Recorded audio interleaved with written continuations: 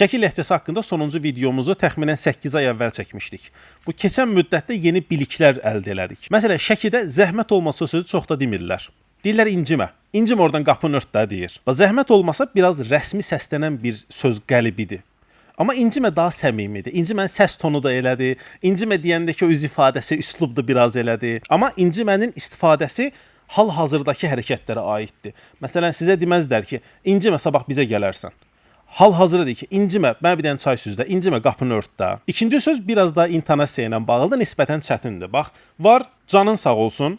Var canın sağ olsun. O vurğunu ikinci tərəfə qoyanda sözün mənası dəyişir şəkildə. Canın sağ olsun, yəni olan şeydə eybi yox, bu deməkdir. Canın sağ olsun, bu təşəkkürdür. Amma təşəkkürün də biraz daha yuxarısıdır. Yəni bir adam sən istəmədən, sən gözləmədiyin halda böyük bir yaxşılıq edir sənə, ona çox sağ ol, çox təşəkkür edirəm demirsən, deyirsən, qaqaş canın sağ olsun.